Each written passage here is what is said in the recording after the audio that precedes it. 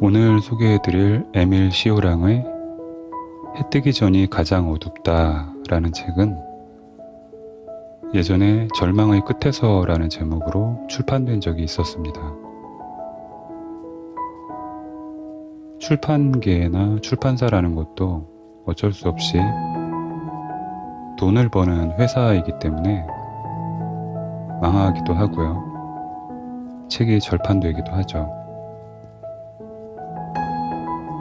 제가 어릴 때 읽었던 니코스 카잔차키스 전집은 고려원이라는 출판사에서 나왔던 책들인데 대부분 절판되어서 이제는 중고로밖에 구할 수가 없고요. 지금은 열린 책들에서 다시 새로운 번역으로 소개되고 있습니다. 그때 당시에 읽었던 니코스 카잔차키스의 작품들은 성 프란시스, 미칼레스 대장, 영혼의 자서전, 그리스도 최후의 유혹 같은 작품들이 있죠.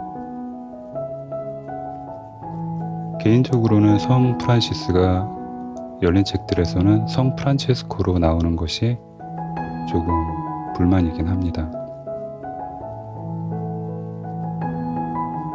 에밀 시오랑은 루마니아를 고향으로 태어나 23살부터 프랑스에서 살며 프랑스어로 글을 쓴 수필가이자 철학자입니다. 세상은 그를 허무주의자로 불렀고 작가 자신은 자신을 회의주의자로 불렀습니다만 그가 가진 시선이 회색에 가깝다는 것은 작가의 숙명이지 않았을까 생각해 봅니다. 스스로 자신을 절대적인 낙오자라고 불렀을 만큼 그의 삶은 가난했고 글은 잘 팔리지 않았고 그가 마지막으로 선택했던 나라인 프랑스에서조차 그는 끝까지 스스로 고독하고자 했던 이방인이었습니다. 삶을 비극적인 시선으로 바라보는 일, 삶을 고통으로 해석하는 눈이 필요하다면 우리는 에밀 시오랑의 눈을 잠시 빌어야 할 겁니다. 그의 삶 전체가 녹아있는 그 자신의 어두운 시선은 늘 인간 삶의 그늘진 면을 향해 있었고 그곳에서는 다름 아닌 바로 그 자신이 주인공이었습니다. 작가는 더 이상 살 수 없음이라는 글에서 삶이란 열기가 빠져나가지 못하는 화덕에서 타고 있는 불꽃이다 라고 말합니다. 이 대목은 아마도 우리의 인생이 언제 터져서 잿가루가 되어도 전혀 이상하지 않다는 의미로 들립니다. 하지만 그의 아포리즘이 문득문득 시처럼 느껴지는 것은 왜일까요?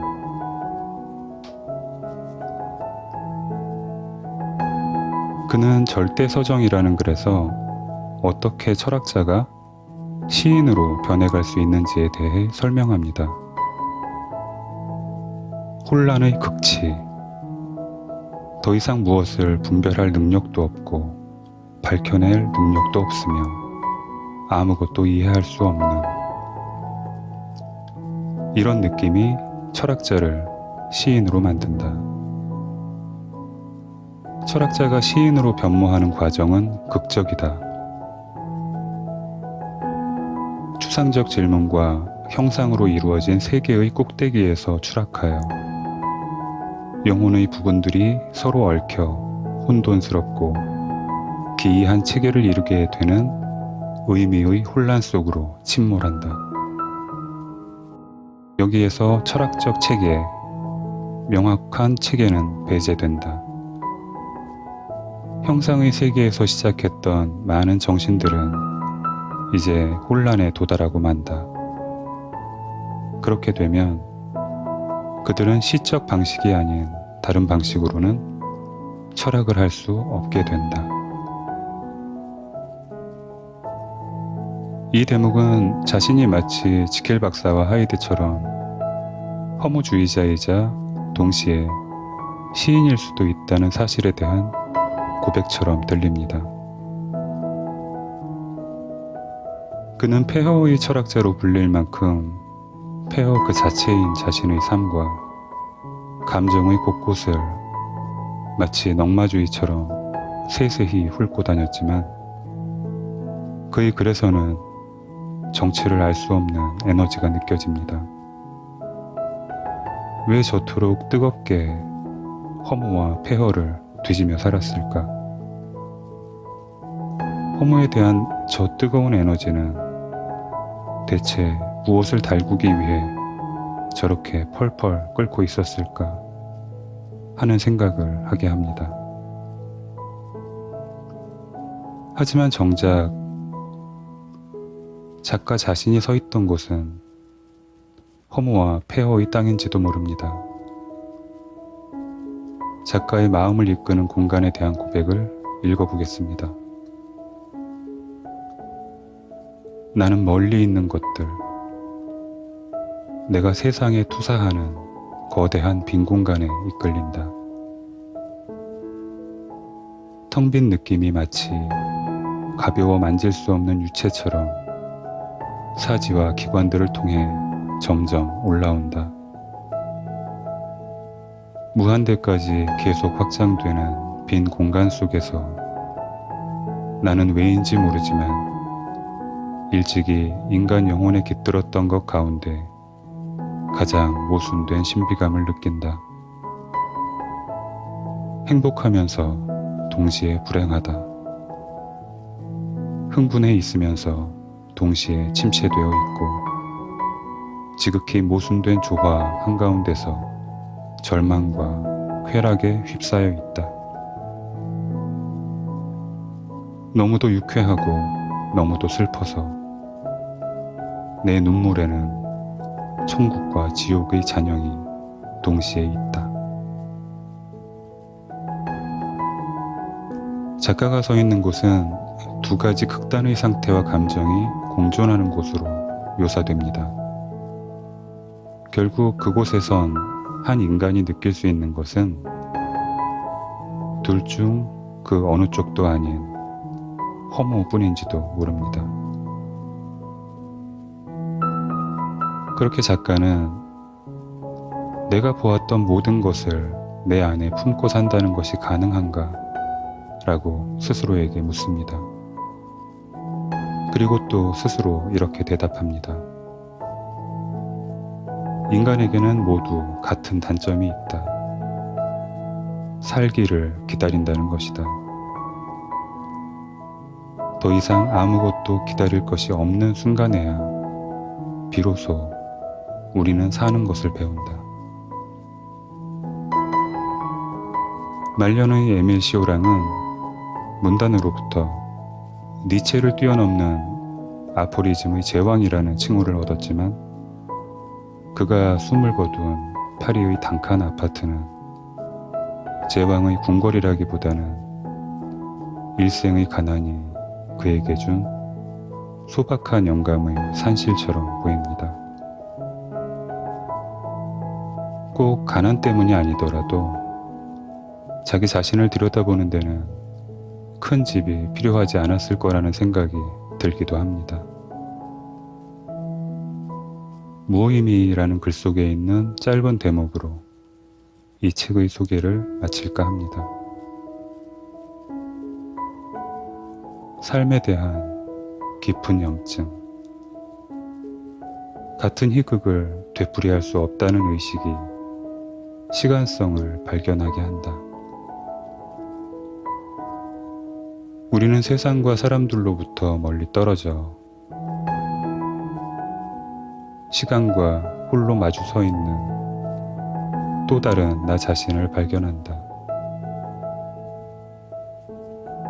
자신을 내맡긴 밤은 행위나 사물로 장식하지 않은 벌거벗은 시간이다.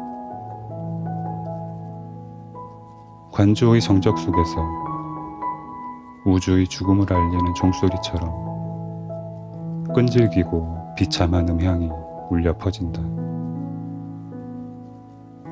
존재와 시간을 분리해 보았던 사람만이 그 비극을 경험한다. 존재를 피해 도망치다가 시간에 짓눌리는 것이다.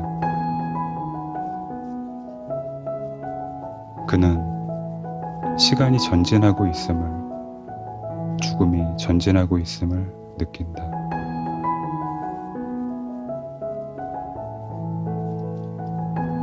사담을 한 가지 이야기하자면,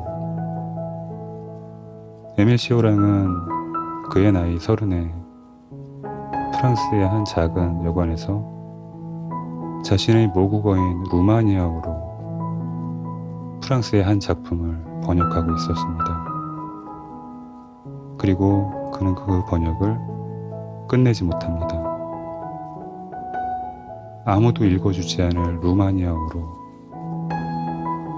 아무리 대단한 소중한 작품을 번역한들 누가 읽어주겠는가?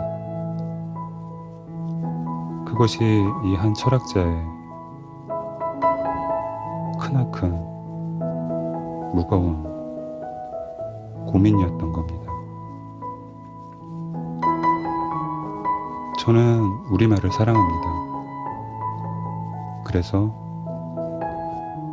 우리도, 우리의 후손들도 이 나라와 우리의 언어를 끝까지 지켜주기를 바라는 마음이 간절합니다. 에밀 시오랑은 결국 조국의 언어를 버리고 프랑스어를 선택했지만 우리의 후손들에게는, 우리 후손들 중에서는 이런 작가가 나오지 않기를 간절히 바라는 마음입니다.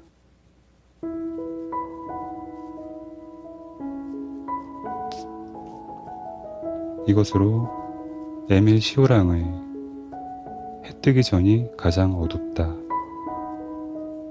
라는 책의 소개를 마치겠습니다.